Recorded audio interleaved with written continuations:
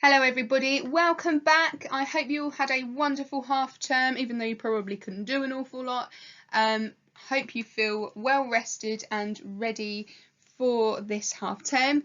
Make sure, as usual, that you have a pen and paper with you, ready to write the title and the date, and we will make a start.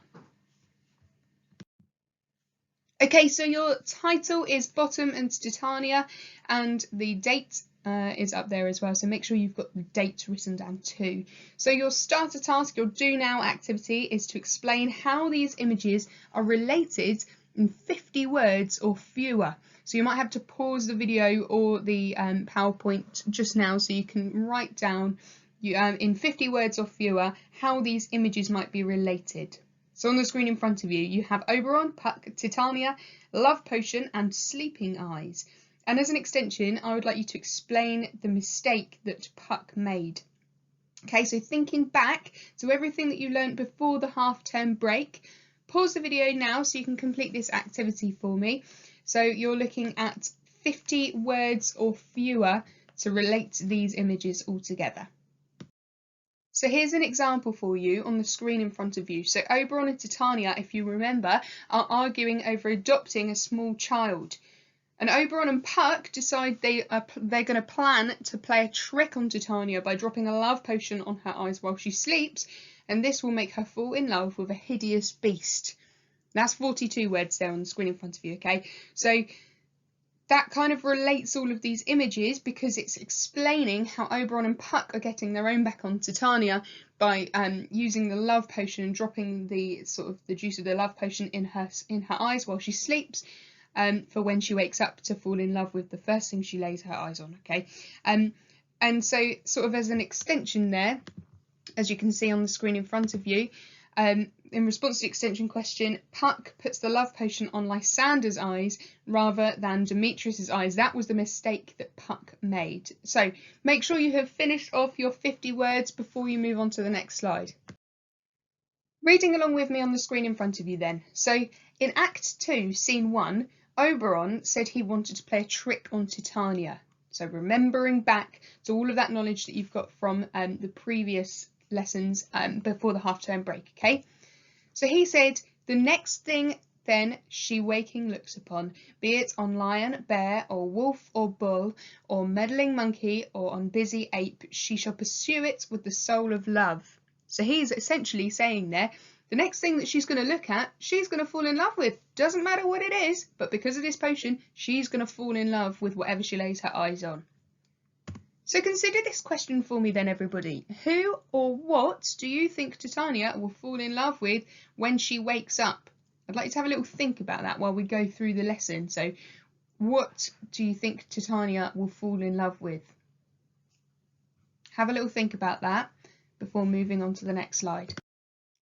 Now look at the screen in front of you. There is 3 different images and they show what happens next. And what I'd like you to do is write down a quick sentence explaining in your own words what you think has happened. So look at those images. What do they explain to you? There's obviously a picture of a donkey there, or a man with a donkey's head, perhaps. What do we think might happen? This lesson we're going to do a spot of reading, so we're looking at Act 3, Scene 1. Now just to summarise Act 3, Scene 1, a group of actors have gone into the forest to rehearse a play. The lead actor is a man called Nick Bottom, the weaver, who is a bit of a pompous ass. Now Puck puts a spell on him to turn his head into that of a donkey. Now another word for a donkey is an ass, okay? When Titania wakes up, Bottom is the first thing that she sees. So that explains the pictures in the previous slide, everyone, okay? So she's potentially, Titania might wake up and fall in love with this donkey creature that is Bottom when he has been turned into a donkey by Puck. Okay, so what we're going to do is we're going to read the scene, Act 3, Scene 1, on the next slide. If you're struggling to read along with the text, then on the right-hand side is a modern-day translation of what's going on. But I'm going to read both characters for you on the left-hand side, both characters of Titania and Bottom. I don't have any glamorous assistants with me this week because it's half-term, so follow along as best you can, okay? I pray thee, gentle mortal, sing again.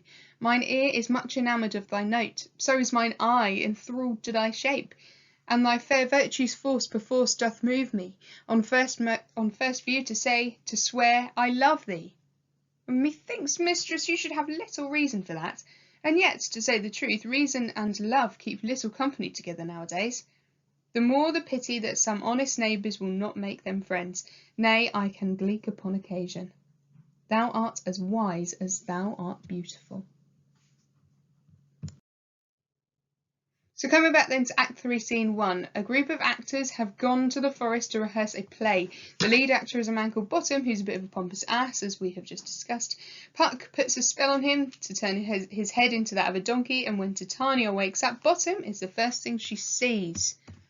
So what I'd like you to do is pause the video here, or the PowerPoint recording, whatever you might be listening to right now, and I'd like you to click on the YouTube or ClickView link, please. I'd like you to check out the performance of Bottom and Titania at the Globe. So pause the video now, check that out, and then you can come back to the lesson. Now what I'd like you to do is answer these questions in full sentences. What is the first thing Titania sees when she wakes up? What does she say that tells you she's fallen in love? And do you think Titania would have fallen in love with this person if Oberon had not given her the love potion? Now what you might need to do is skip back a couple of slides just to look at the text itself to find out maybe perhaps a quotation for question 2 that explains that, that tells you that she has fallen in love. And then you can sort of build your responses around what we've read and what we now know about what happens when Titania wakes up. Now, obviously, we know from what we've read and what we've summarised about the scene that Titania has been tricked by Oberon and Puck, so she'll fall in love with whatever beast she first sees when she wakes up, and of course she ends up falling in love with Bottom, who has had his head changed into that of an ass, a donkey, by Puck. So I'd like you to pause the video right here, stop the YouTube video or the PowerPoint where you are, and answer these questions, and we will come back and discuss them after this slide. So make sure you've got your responses written down. So what is the first thing Titania sees when she wakes up? Well, obviously we know the first thing Titania sees when she wakes up is Bottom. He is an actor who has had his head turned into a donkey's head by Puck. If you haven't got this written down in your response, please make sure that you are writing it down from the slide in front of you. Okay? So what does she say that tells you she's fallen in love? Well, we know that she's fallen in love because she quite literally says, I love thee. Yeah, she's saying that she loves him. So we know that she has straight up woken, out of this sort of really long sleep she's had with the potion having been dropped in her eyes. She's now woken up straight away to have fallen in love with Bottom. Do you think Titania would have fallen in love with this person if Oberon had not given her the love potion? Doesn't really seem likely, to be honest, does it? It doesn't seem likely that Titania would have fallen in love with Bottom if Oberon had not given her a love potion. She is a powerful fairy queen, and he is just a man with a donkey's head. So it's pretty unlikely that she would have fallen in love with this person, this creature, if she hadn't been tricked with the love potion. It's very important as well to note the sort of hierarchy of people in the scene as well, yeah? As it says in that response there, she's a really powerful fairy queen, yeah? And Nick Bottom is purely just a sort of, a mere townsperson who is just rehearsing for a play. So that's where Shakespeare would have tried to draw a lot of comedy from. Okay, they've tried to make it really funny that this ultra powerful, very elegant, very majestic queen of the fairies has fallen in love with a man with a donkey's head. That is where the comedy is drawn from here. Right, well, we're going to now look at this question that says, what do you think Titania means by this line, and why is it comical? So she says, thou art as wise as thou art beautiful. So essentially what she's saying is that Bottom is both wise and beautiful, but we know as audience members that he's not really either. He's not very clever, he's not very wise, he's definitely not beautiful, he's got the head of a donkey. So the audience will probably laugh at Titania at this point. And it also says in this example response here, Oberon might also be standing by and laughing at her. He has used the love potion to make her look absurd. Okay, so this trick is really like paying off here. Oberon's probably absolutely laughing like crazy here because he's managed to succeed in his trick, and obviously Titania is in love with a man with a donkey's head. So that is where a lot of the comedy is being drawn in this whole crazy chaotic situation that Shakespeare's created. What I'd like you to do now is just take a moment and fill in this quotation on your Quotation Hunter worksheet. So what is happening at this point in the play? Well, we know that Titania has just woken up and fallen in love with Bottom. Who is talking? Titania. We know that she's saying this quotation, and we know that she's talking to Bottom because, as it says in the quotation, she's saying to Bottom, "Thou art as wise as thou art beautiful." So what I'd like you to do is take some notes on that quotation. What does it tell you about how Titania feels about Bottom?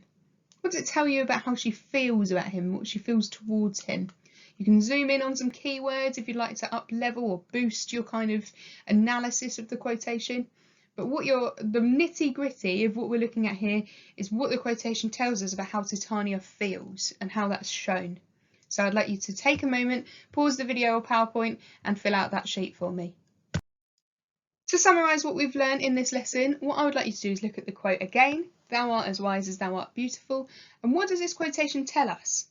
Now I'd like you to write down some of the letters that you think sum up this quotation the best. Okay, so either A, Titania thinks Bottom is clever and attractive. Titania is infatuated with Bottom.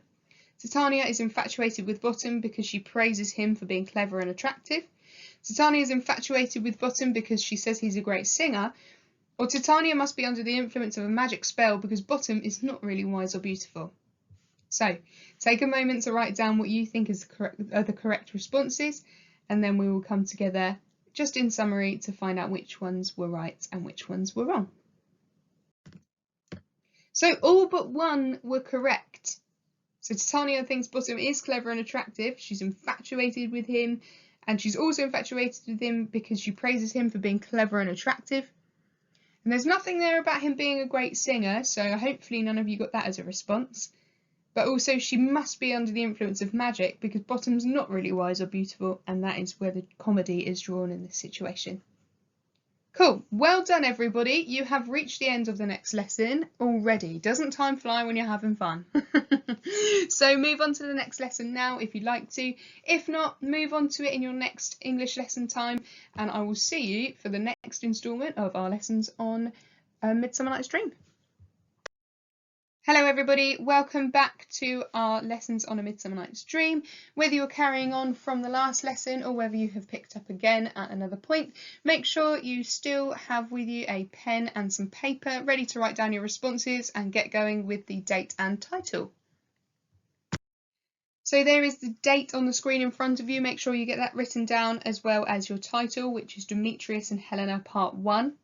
So look at the diagram in front of you. Take a moment to recap what happened before half term, who was in love with who, why it was problematic, where all of the chaos comes from in this kind of love square we've got going on. You know, it'd be bad enough if it was a love triangle, but oh no, we've got a love square going on here, people.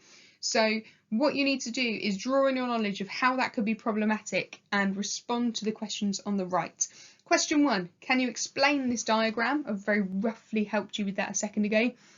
And also, why would each character be unsatisfied with this situation? Why would they be unhappy with the situation that they're in? Also, if you get a moment, I'd like you to give the extension task a try, which is what impact have Puck and the love potion had on the lovers? Okay, so if you could write a response to that question too, that would be awesome. So take a moment, pause the video, pause the PowerPoint here to answer the Do Now starter for me.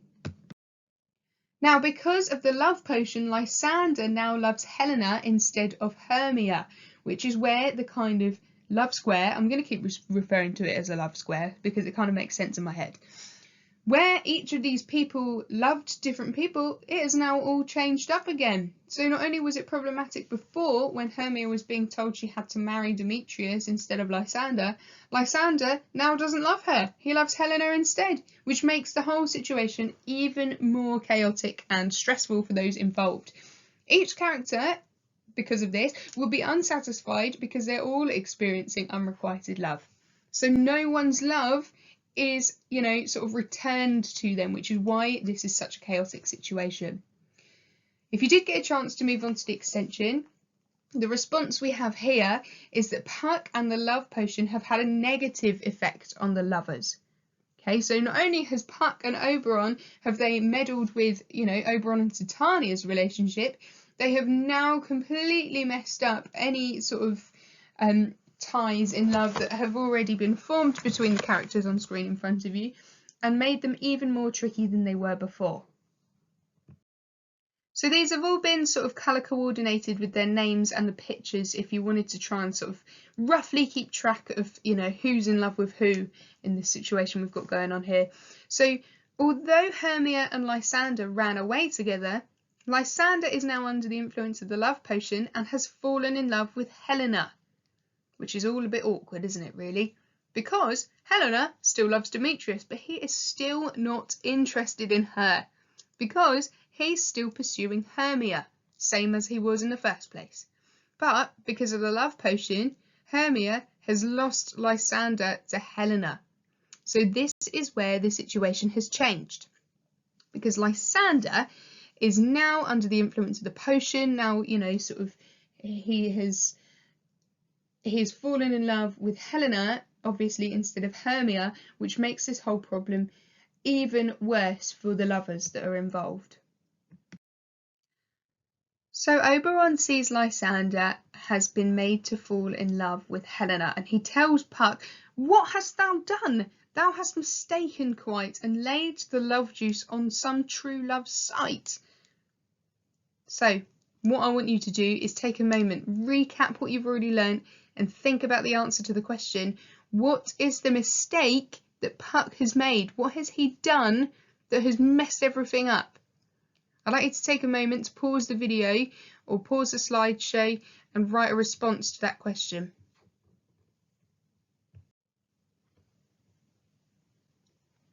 If you didn't manage to get down a response, then you can use some of the information that is now on the screen in front of you. So Puck should have given the love potion to Demetrius, but instead he gave it to Lysander.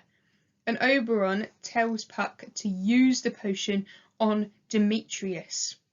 Yeah, so that's where the problem's arisen here. He has tricked, Puck has used the potion on the wrong person, which is where everything has gone a little bit chaotic.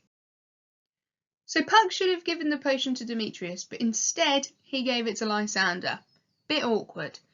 So Oberon tells Puck to use the potion on Demetrius to make up for the mistake.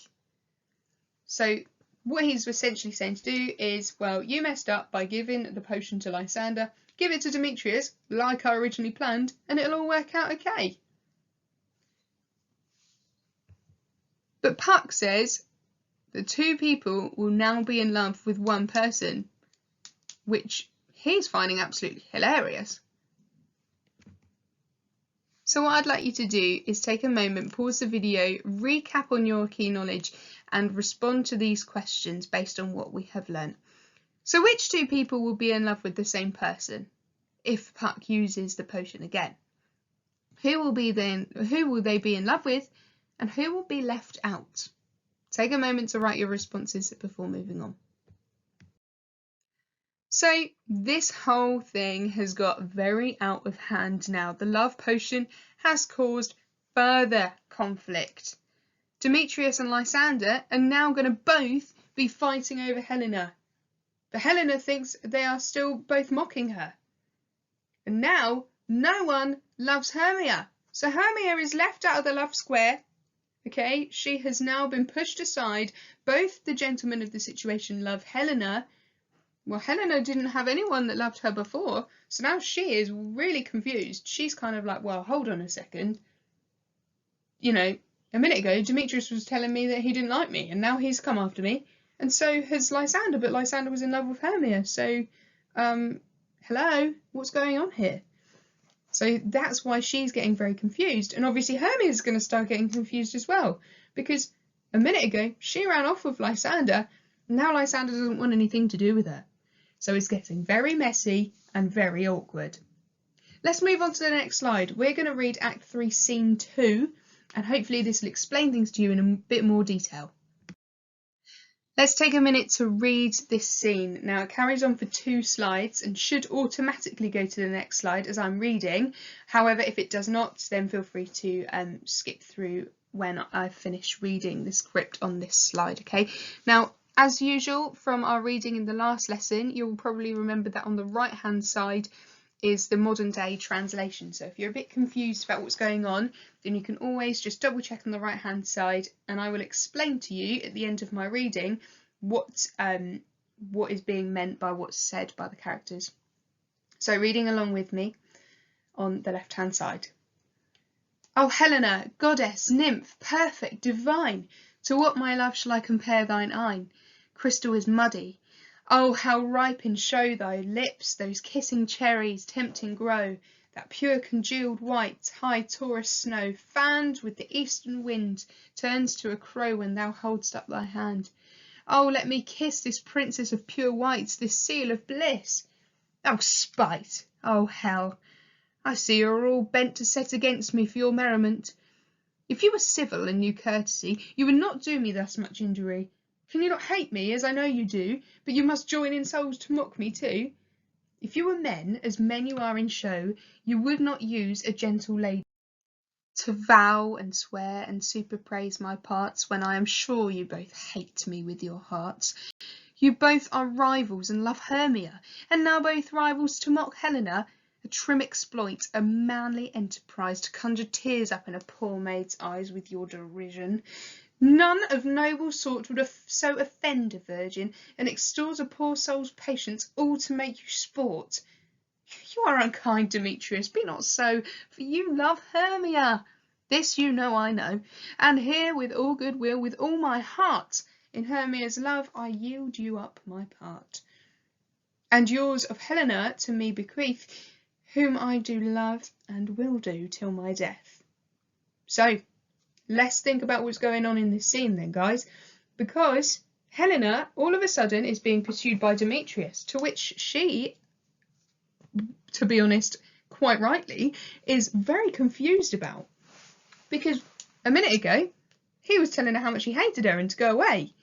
And now he is confessing his undying love to her, as well as Lysander, who has basically turned around and said, well, I am handing Hermia to you, so I can love Helena. Now Helena's getting very confused. 2 men that have been pursuing Hermia are now pursuing her, and she thinks that they're just mocking her.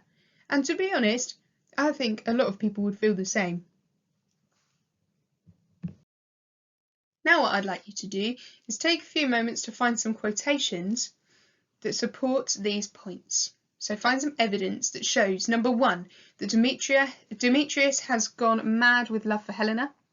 Number 2, Helena feels like she's been made fun of by Demetrius and Lysander because neither of them liked her before. And also, for point 3, Lysander has fallen out of love with Hermia and fallen in love with Helena. Now we know that Lysander has pretty much said that he will give up any claims on Hermia so he can be with Helena. But you need to find the evidence that shows that. So I'd like you to go away, take a look at that, and then come back to the slide when you have got your responses. So let's consider some of our responses. Well done if you managed to get a quotation for every point there. That's really, really impressive. Now let's see if yours, how yours compare to the ones that I have here. So Demetrius has gone mad with love for Helena. A quotation I've got here is, oh, Helena, goddess, nymph, perfect, divine. There are so many words you could draw on there that you could zoom in on. If you were writing, for example, a C's paragraph, you could zoom in on a lot of words there that show that Demetrius has gone mad with love for Helena. For example, the word goddess and divine. To call someone a goddess is to pretty much, you know, put them in the same category as something sort of godly, heavenly, yeah? He's essentially saying here how he is absolutely head over heels in love with her and thinks she's the most perfect thing in the world. So, point 2. Helena feels like she's being made fun of by Demetrius and Lysander because neither of them liked her before. In response to that, a quotation that I have here says, I see you are all bent to set against me for your merriment. So, she's pretty much saying here, Well, I see that you are all sort of conspiring against me because you're finding it very funny and you're finding it quite entertaining. And she feels like she's really being made fun of and humiliated by these two characters. Point 3, Lysander has fallen out of love with Hermia and fallen in love with Helena. A quotation that I have for that one is, Helena, who I do love and will do till my death. So he's essentially saying here, I don't love anyone else and I will love you until the day I die, which is a very bold statement given that he was in love with he was in love with Hermia before, and it's very clear that he now feels so strongly about Helena that he will love her till he dies, and clearly has forgotten about Hermia. So no wonder really that Helena's so confused. What I'd like you to do now is write down the answers to these questions in front of you. So you might want to pause the PowerPoint or YouTube video if that's what you're viewing this presentation on, just so you can get the responses to these questions written down. So you're looking at, what did Oberon want the love potion to do for the lovers, and what effect has it actually had? If you're feeling super duper clever today and you want to move on to the extension, then please move on to my extension question at the bottom there that says, does the love potion seem like a force for good or bad? So it's a very interesting question there. So take a few minutes, write down your responses to the questions and come back to the slideshow when you've finished so we can compare notes. So let's compare notes. What did Oberon want the love potion to do for the lovers? Well, Oberon wanted the love potion to help the lovers. He wanted to make Demetrius fall in love with Helena so she didn't have to keep experiencing the pain of unrequited love. So actually, what Oberon wanted to do here was probably quite nice compared to what he did for Titania. So he obviously wanted Demetrius to fall in love with Helena, and so he didn't want to see her kept being treated so badly by him. But actually, the effect has caused more pain for the lovers. So it's all gone completely wrong. All the lovers are now experiencing unrequited love. Even though Demetrius now loves Helena, she doesn't believe him and just thinks it's a cruel joke. So really, the love potion has caused more conflict than it has done any good. And that is where all of the chaos is kind of stemming from at the minute in the whole situation between the four lovers. Now what I'd like you to do is fill in some notes about this quotation in your Quotation Hunter worksheet. So you're looking at the quotation, I see you are all bent to set upon me for your merriment. What does that quotation tell us about how Helena feels? So how does that show that she's feeling humiliated? How does it show that she's feeling, that she's being mocked? Think about, what we can take from that quotation and how she might feel in this situation that she's so unfamiliar with. I'd like you to pause the recording now or pause the YouTube video so you can fill out your Quotation Hunter worksheet. We are almost at the end of another lesson, but what I'd like you to do is just take a look at the quotation again on the screen and highlight the points that correctly summarise this quotation. So what does it tell us about Helena? A, B, C, D and E. So we've got Helena's delighted because Demetrius has finally fallen in love with her. Helena is unhappy because she thinks Demetrius and Lysander are only pretending to be in love with her. Helena's unhappy because she doesn't love Demetrius but he loves her. Helena is in love with Demetrius and Helena feels as though everyone is mocking her. So take a moment, pause the slideshow before you move on to the answers.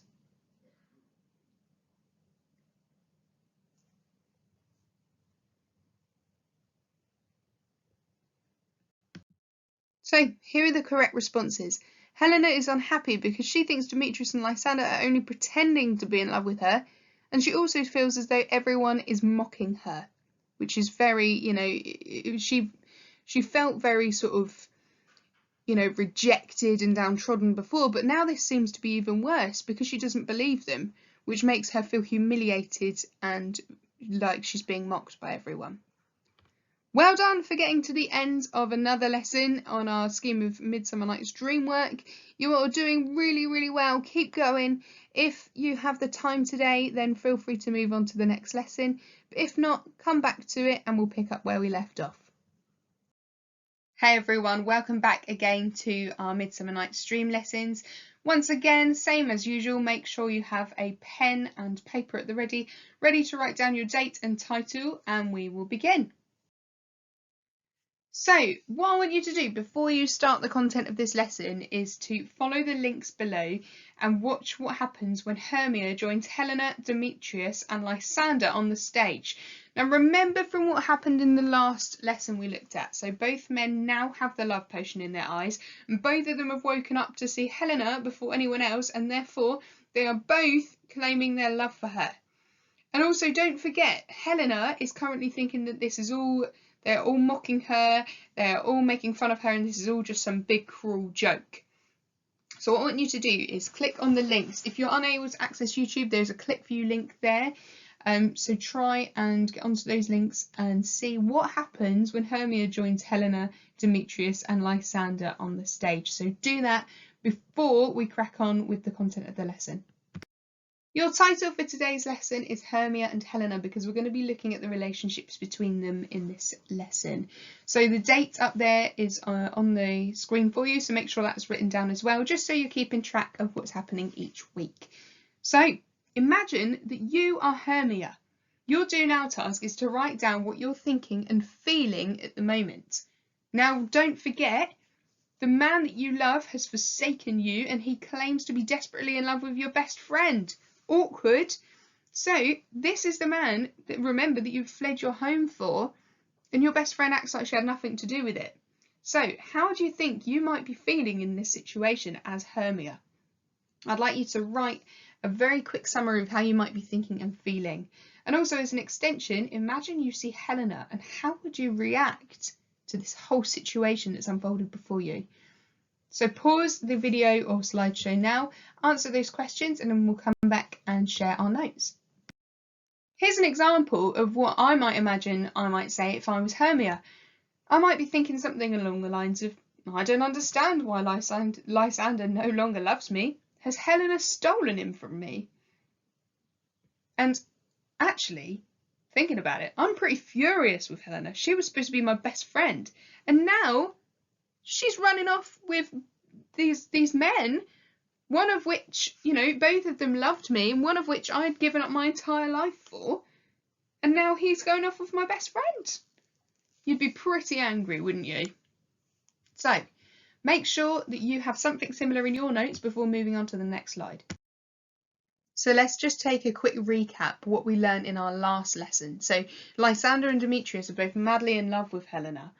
Helena acts as if she has no idea what's going on, because we know she literally doesn't. She has no idea. No one knows about the love potion. But Hermia is devastated that Lysander is acting in this way. Who do you think Hermia will blame here? Who do we think she might blame for the fact that Lysander, the man of her dreams, is now in love with her best friend? So, in front of you on the screen, there are a number of statements about this scene. So, Hermia is convinced that Helena has intentionally stolen Lysander from her. Hermia thinks that Helena has turned their friendship rotten. Hermia tries to attack Helena physically. Helena now claims that her old friend has always been sneaky, and Helena constantly insults Hermia for being short. Now,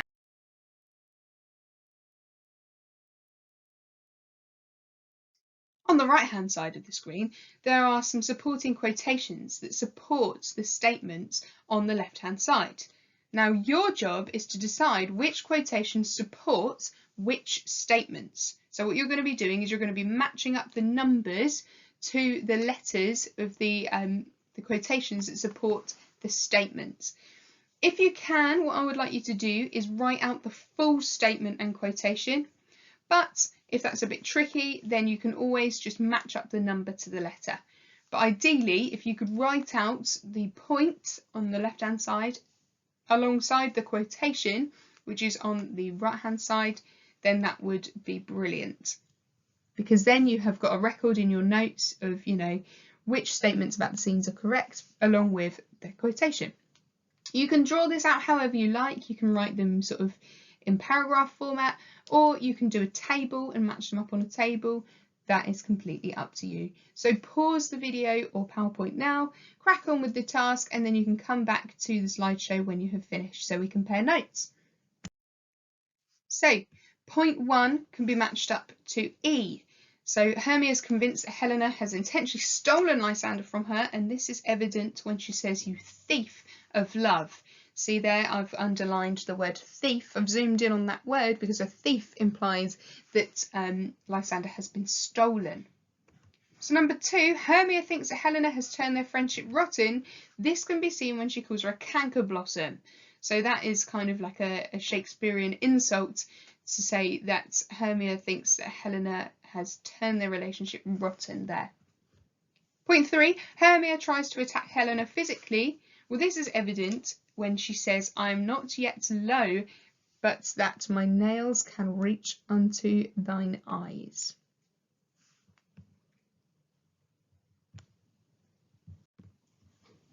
What she's essentially saying here by the use of the phrase "my nails can reach unto thine eyes" is that she's pretty much saying that she wants to claw her eyes out because she's so angry.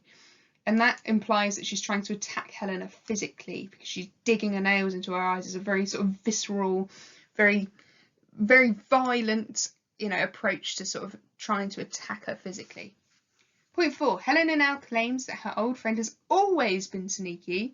That is evident when she says she was a vixen when we went to school. And by saying that she was a vixen means she was kind of like a bit vindictive, very sly, very sneaky. And saying that that was like how she was when they went to school implies that she's thought this about Hermia for a very long time. Helena constantly insults Hermia for being short. Well, this is evident when she says "little again, nothing but low and little." She's pretty much just insulting her height there and insulting the fact that she is short. So if you didn't get those answers, make sure you get those written down now before you move on. Let's summarise where we are at so far. So Lysander is madly in love with Helena. Helena doesn't understand what's happening. No one knows about the love potion. Hermia is upset that Lysander is acting in this way, and she thinks Helena has stolen Lysander away. So much drama. So who's right? There is only one way to settle this. Insult tennis. Now, let's move on to the next slide and I'll explain what's going on. So what you're going to be doing is you are using these lines to recreate an argument between Hermia and Helena. Now you can use 2 people in your home if you've got a brother or sister or parent or carer that can help you along with this, or you might decide you'd like to Zoom call or Teams call one of your friends. So you've got a few different lines there between Hermia and Helena. You juggler, you canker blossom, you thief of love, you counterfeit, you puppet, you. How low am I, thou painted maypole? She is something lower than myself. Not yet so low, but that mine eyes can reach into thine my nails can reach into thine eyes. And when she's angry, she's keen and shrewd. She was a vixen when she went to school. So they are sort of 6 different lines between the 2 women that are obviously quite vicious, and they're quite angry with each other. So you are going to be using obviously 2 different voices to recreate this argument. Let's go through each round together. So round 1, using 2 voices unless you have another willing volunteer to work with, take it in turns to swap insults between Hermia and Helena. You can use the insults on the previous slide and just see how they work in conversation, backwards and forwards between each other before moving on to round 2. For round 2, I'd like you to do the same thing again, but each time you swap your insults, I would like you to make your facial expressions 10% more vivid than the last time. Now for round 3, I want you to keep going, but each turn you need to make your gestures 10% more vigorous than your last go. By gestures, I mean what you're doing with your sort of hand gestures, your body posture, and also keep up those facial expressions as well. How might you feel in saying these lines? And also how might you feel in being sort of, on the receiving end of these insults as well? How might you react? I want you to think about that when you're swapping those insults between you. Now for the grand slam round, I would like you to carry on swapping those insults, but using your voices, your different vocal tone, facial expression and gestures. I want you to show how the fight escalates. Now, try not to get into a literal fight, but try just using your different expressions, your facial expressions and your reactions in your body to each other. I want you to show how this might escalate into a bigger argument. So, to sum up then what we've done so far, a word to describe what the lovers are experiencing is chaos. Chaos happens when there is no order and everyone is confused. Now look at the screen in front of you. We're going to look at some sentences that use the word chaos. For example, as soon as the teacher left the room, there was chaos. And we know that sort of, we know that could happen if a teacher walks out of the room and students start throwing things or jumping up and down on the tables. There's no order, everything's just chaotic and all going a bit crazy. Here's another example.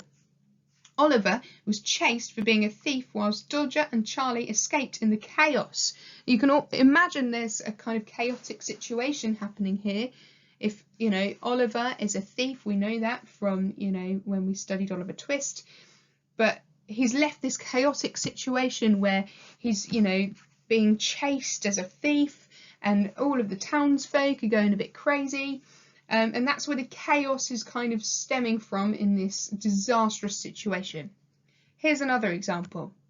My bedroom may look chaotic, but I promise I know where everything is. I'm sure everyone has experienced this situation when their room's been a bit messy.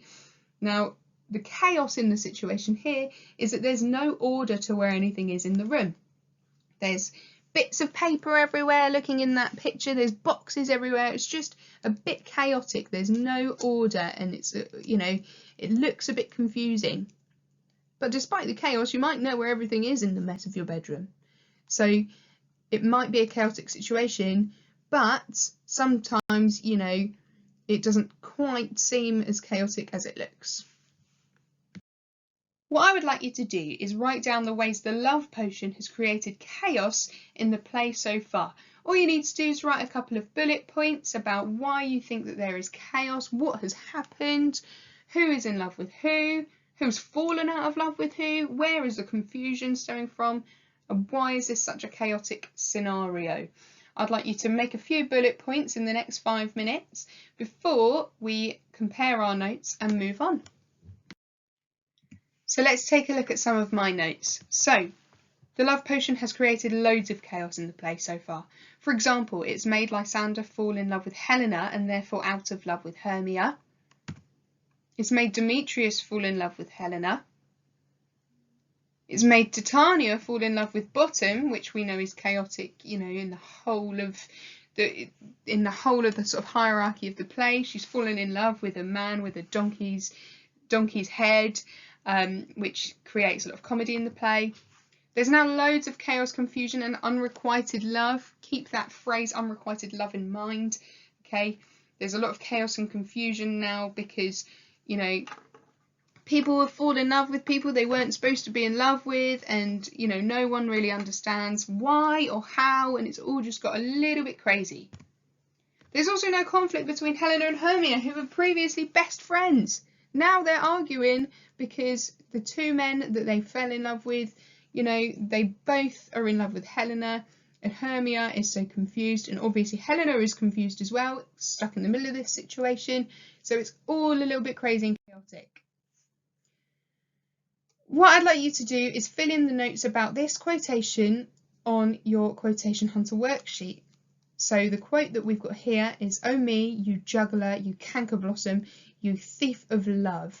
And what I'd like you to do is write out what that quotation tells you about Hermia feels about Helena, and what does it tell us about the impact of the love potion.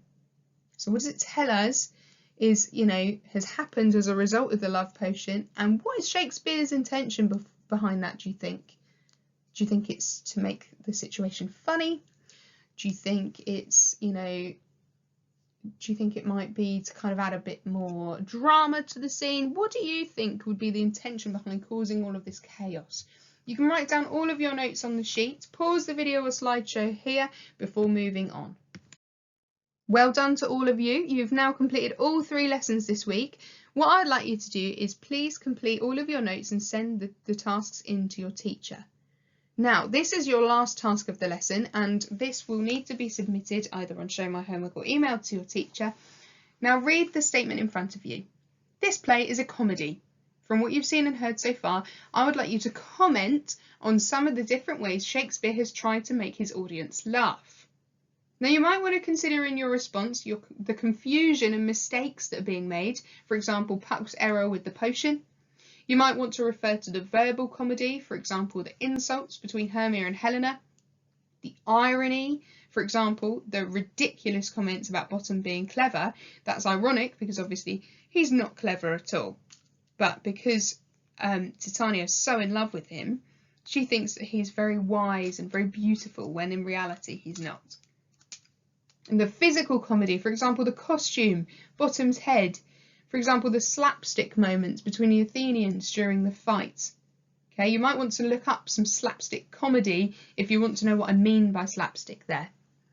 So think about how Shakespeare has tried to make the audience laugh. You might want to make yourself a little plan. So do yourself a little bit of a bullet point breakdown of what you want to include in your response. But what you are looking at is what is used to make the play funny. That is essentially what the question is in a nutshell. How is Shakespeare trying to make his audience laugh?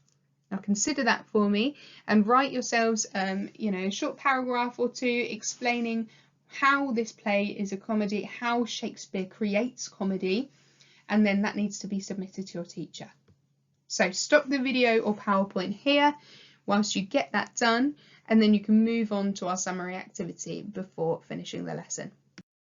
On the screen in front of you, as usual, you have a few summary points about what we have learnt today. Some of them are right, some of them are wrong. So what I would like you to do is highlight in which quotation does Hermia accuse Helena of stealing Lysander away from her?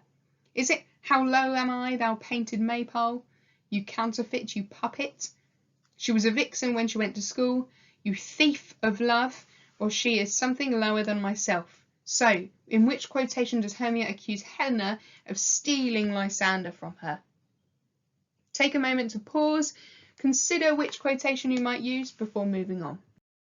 Well done to those of you that got it right. You thief of love shows that Helena is being accused by Hermia of stealing Lysander. Helena is accused of being a thief of love because she's stolen Lysander away from Hermia.